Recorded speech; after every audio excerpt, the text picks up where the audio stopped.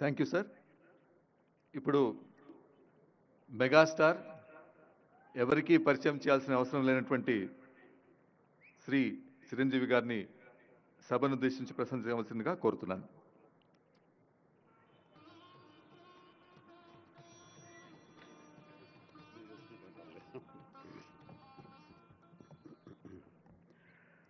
గౌరవ ముఖ్యమంత్రి శ్రీ రేవంత్ రెడ్డి గారికి, గౌరవ ఉప ముఖ్యమంత్రి మిత్రులు ఆత్మీయులు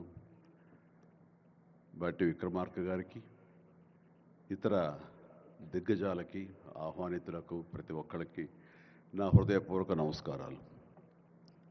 తెలుగులో మాట్లాడడం కొంచెం చేంజ్ ఉంది కదా మీ చెవులకి. So let me have the privilege in talking in our mother tongue. ఇక్కడ మీ అందరికీ అనిపించవచ్చు, ఇక్కడ ఉన్నటువంటి ఆహ్వానితుల్లో చీఫ్ గెస్ట్ ఒక్కొక్కళ్ళు ఒక్కొక్క రంగానికి సంబంధించిన వాళ్ళు, ఫైనాన్స్ రంగానికి సంబంధించిన వాళ్ళు, అలాగే మాజీ గవర్నర్ ఆర్బీఐ సుబ్బారావు గారు, అలాగే ఇతర ఫైనాన్స్ వ్యక్తులు, అలాగే ఆటోమొబైల్ దిగ్గజం మహేందర్ గారు, ఇంతమంది ఉండగా వీళ్ళల్లో చిరంజీవి ఏమిటి సినిమా వాడు అనే భావం మీకు ఉండొచ్చు. మీకు కదా, నాకే ఉంది అది. నేను ఎంతో ఇక్కడ ఫిట్ అవుతాను అనే నాకే అనిపించచ్చు. కానీ నా మీద ఎంతో గౌరవంతో ఒక సోదరుడుగా మన ముఖ్యమంత్రి గారు చిరంజీవి రావాలి అని నిన్న మన బట్టి విక్రమార్క గారిని, అలాగే IT and industrial minister Sridhar గారిని నా దగ్గరికి పంపించారు. సరిగ్గా వాళ్ళు వచ్చే సమయానికి నేను ఏ పొజిషన్లో ఉన్నాను తెలుసా అండి? ఎవరో అమ్మాయితో డ్యాన్స్ వేస్తూ ఉన్నాను. చాలా ఇబ్బంది అనిపించింది అన్నపూర్ణ స్టూడియోలో. సో ఆ సమయంలో వాళ్ళిద్దరు కూర్చోబెట్టి షూటింగ్ ఆపేయంట్రా అని చెప్పి వారి ఇచ్చిన తర్వాత అంత ఆప్యాయంగా నన్ను ఆహ్వానిస్తుంటే, ఇంత గొప్ప సభకి, ఇలాంటి ఒక గొప్ప గ్లోబల్ సమ్మిట్కి, తెలంగాణ రైజింగ్ అంటూ ఒక గొప్ప ఇనిషియేషన్కి 2047 ఇది ఎట్లా ఉండాలి అనే ఆ ఊహ తన బ్రెయిన్ చైల్డ్ అయినటువంటి మన ముఖ్యమంత్రి గారు ఆహ్వానిస్తే అది చాలా ప్రివిలేజ్డ్గా ఫీల్ అయ్యాను, ఎంతో గౌరవంగా ఫీల్ అయ్యాను, ఎంతో ఆనందంగా ఉన్నాను. మీ అందరితో పాటు ఈ రోజున ఇక్కడ నేను పార్టిసిపేట్ చేయడం అనేది నాకు దక్కిన గొప్ప అవకాశం, గొప్ప అదృష్టంగా నేను భావిస్తున్నాను. అయితే ఇక్కడ కేవలం చిరంజీవికి మాత్రమే ఇచ్చారు, అందుకే చిరంజీవిని ఆహ్వానించి ఇక్కడ కూర్చోబెట్టారు అని నేను అనుకోవటం లేదు.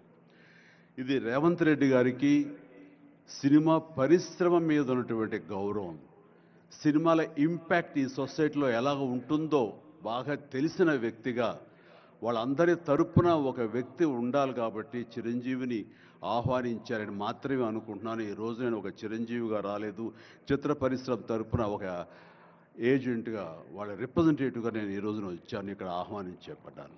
కాబట్టి దానికి ప్రత్యేకించి పరిశ్రమ తరపున శ్రీ రేవంత్ రెడ్డి గారికి మనస్ఫూర్తిగా నా హృదయపూర్వక ధన్యవాదాలు తెలియజేస్తున్నాను.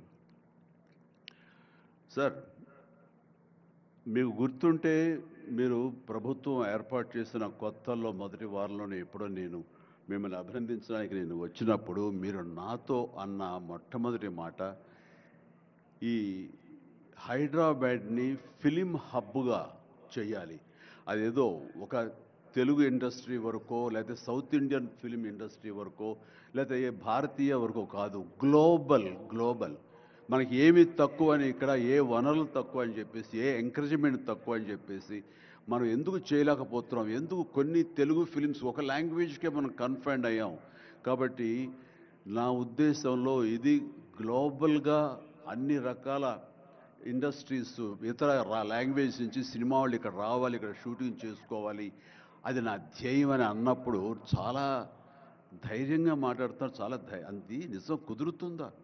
ఎక్కడి నుంచో ఇతర దేశాల నుంచి వచ్చి ఇక్కడ షూటింగ్ చేయటం అన్నది, నేను టూరిజం మినిస్టర్గా ఉన్నప్పుడు ఫిలిం టూరిజంగా ఇక్కడ ఎంతమంది ఆహ్వానించడానికి ఎంతో శ్రమపడ్డాం, ఎంతో కష్టించాం. కానీ ఇక్కడ ఉన్నటువంటి అట్మాస్ఫియర్ కానీ ఎంకరేజ్మెంట్ కానీ ఆయా గవర్నమెంట్లు అంత లేకుండా ఉండటంతో అది అంత పూర్తిగా సఫలీకృతం కాలేకపోయాం. ఆ ఉద్దేశంతో నేను ఎంతో